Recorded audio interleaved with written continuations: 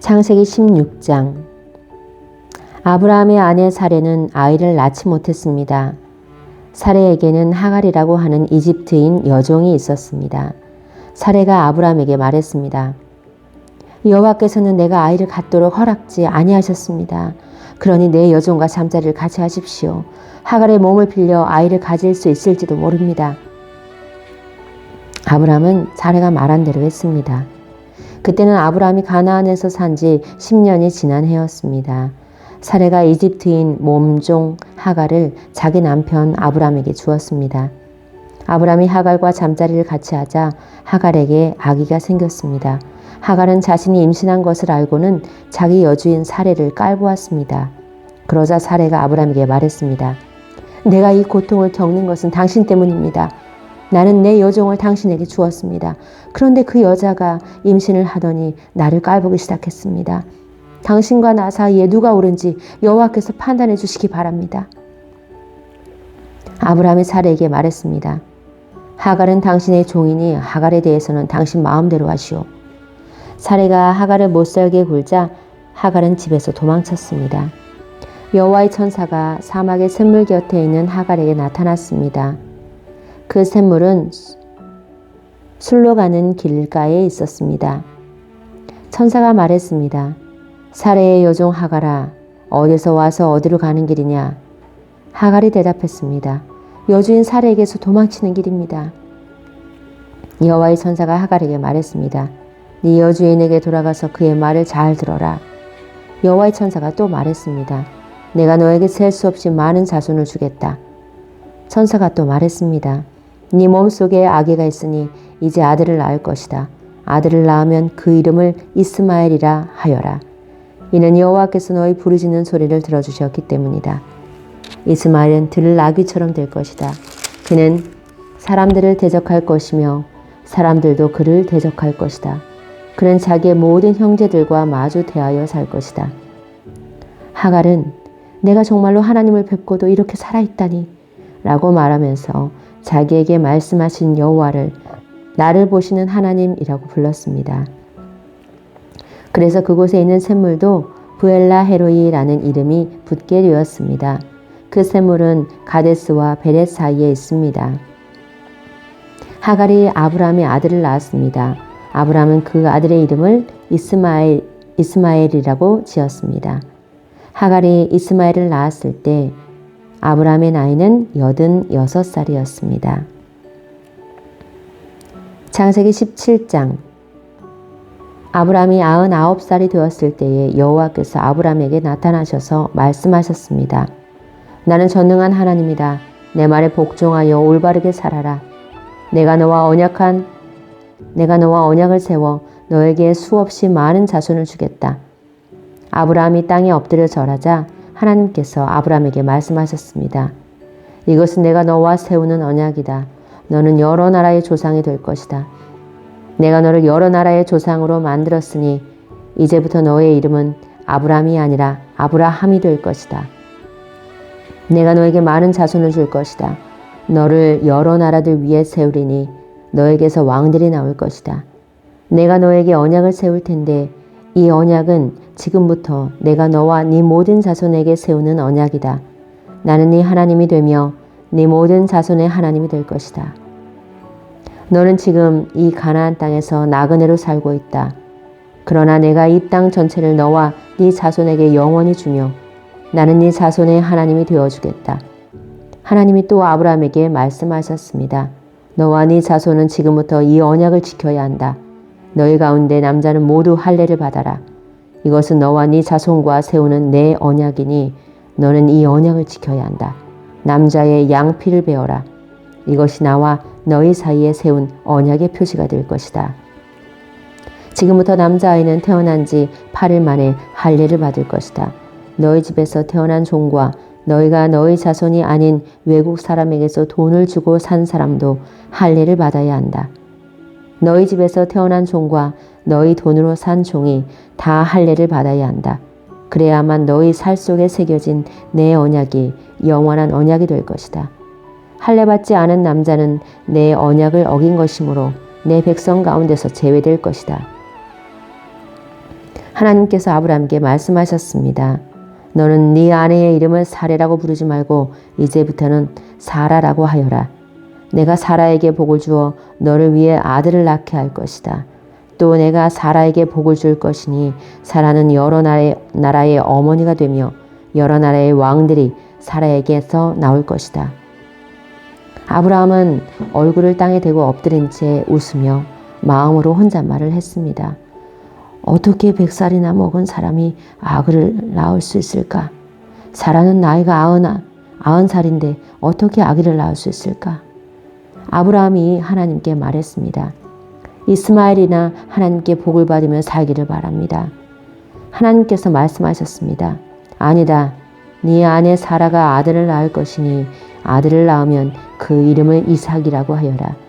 내가 네 아들과 내 언약을 세울 것이니 그 언약은 네 아들의 자손과 세울 영원한 언약이 될 것이다.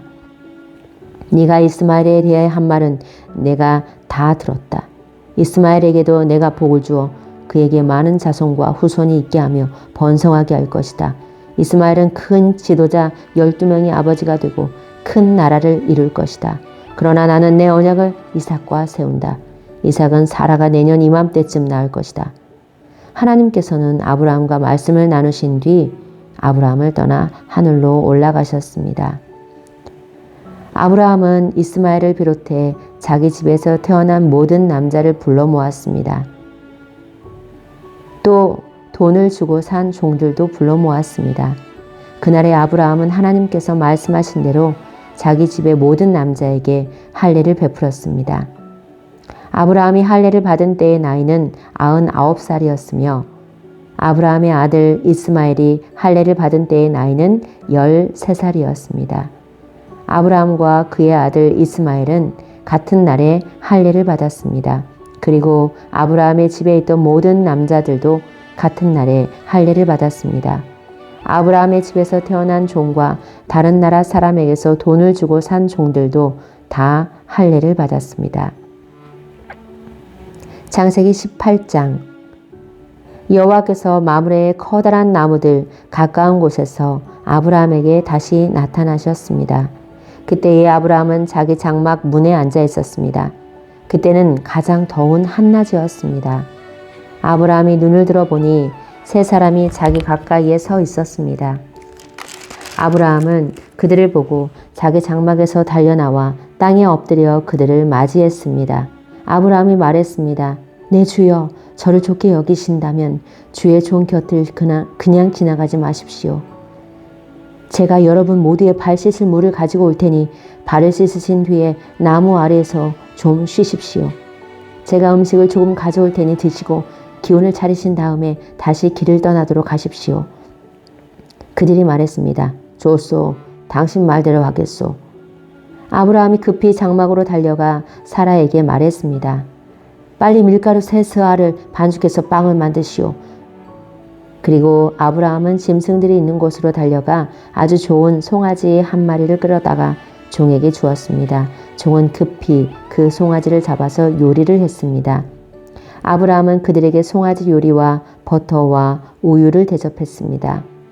그들이 음식을 먹는 동안 아브라함은 나무 아래에 서서 그들의 시중을 들었습니다.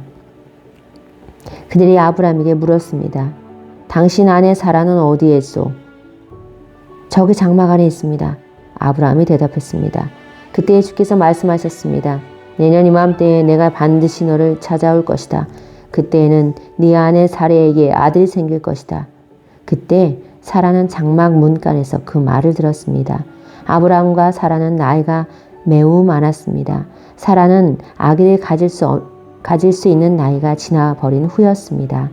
그래서 사라는 속으로 웃으면서 내 남편과 나는 너무 늙었는데 어떻게 우리에게 그런 즐거운 일이 생길까 하고 말했습니다. 그때 여호와께서 아브라함에게 말씀하셨습니다. 사라가 왜 웃느냐? 어찌하여 내가 늙었는데 어떻게 아이를 낳을 수 있을까 하느냐? 나 여호와가 하지 못할 일이 어디에 있느냐? 내년 이맘때에 내가 다시 너를 찾아올 것이다. 그때에는 사라에게 아들이 생길 것이다. 사라는 두려워져서 거짓말을 했습니다. 저는 웃지 않았습니다.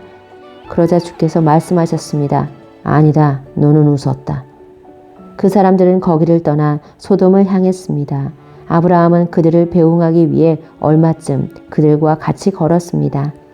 여호와께서 말씀하셨습니다. 내가 지금 하려고 하는 일을 어떻게 아브라함에게 숨기겠느냐. 아브라함은 크고 강한 나라가 될 것이며 이 땅의 모든 나라들이 아브라함으로 인하여 복을 받을 것이다. 나는 아브라함이 자기 자녀들과 자손들을 가르쳐 여호와의 길을 잘 따르게 하기 위해 그를 선택했다. 그의 자손이 아브라함에게 배운 대로 하면 나 여호와가 아브라함에게 한 모든 약속을 지키겠다. 여호와께서 또 말씀하셨습니다. 나는 소돔과 고모라 백성에 대한 나쁜 이야기를 많이 들었다. 그들은 너무나 악하다. 이제 내가 내려가서 그들이 정말로 그토록 악한지 또는 그렇지 않은지를 살펴볼 것이다. 그리하여 그들은 그곳을 떠나 소돔 쪽으로 갔습니다. 하지만 아브라함은 그대로 여호와 앞에 서 있었습니다. 아브라함이 주께 다가가 말씀드렸습니다. 주여, 착한 사람들도 저 악한 사람들과 함께 멸망시키겠습니까? 만약 저 성 안에 착한 사람 50명이 있으면 어떻게 하시겠습니까? 그래도 저 성을 멸망시키시겠습니까? 저 안에 살고 있는 착한 사람 50명을 위해 저 성을 용서하지 않으시겠습니까? 제발 착한 사람을 악한 사람들과 함께 멸망시키지 말아 주십시오. 그러면 의인이나 악인이나 마찬가지가 되지 않습니까? 주께서는 온 땅의 심판자이십니다. 그러니 옳은 판단을 내리셔야 하지 않겠습니까? 여호와께서 말씀하셨습니다. 만약 저 소돔 성 안에 착한 사람 50명이 있다면 그들을 보아서라도 저 성 전체를 구원해 줄 것이다. 그러자 아브라함이 말했습니다. 저는 먼지나 재에 지나지 않지만 감히 주께 말씀드리겠습니다. 만약 저 성 안에 착한 사람이 45명밖에 없다면 어떻게 하시겠습니까? 5명이 부족하다고 해서 저 성 전체를 멸망시키시겠습니까? 여호와께서 말씀하셨습니다. 만약 저 성 안에 착한 사람 45명이 있다면 저 성을 멸망시키지 않을 것이다. 아브라함이 또 여호와께 말했습니다. 만약 착한 사람이 40명밖에 없다면 어떻게 하시겠습니까? 여호와께서 말씀하셨습니다. 착한 사람이 40명만 있어도 저 성을 멸망시키지 않을 것이다. 아브라함이 또 여호와께 말했습니다.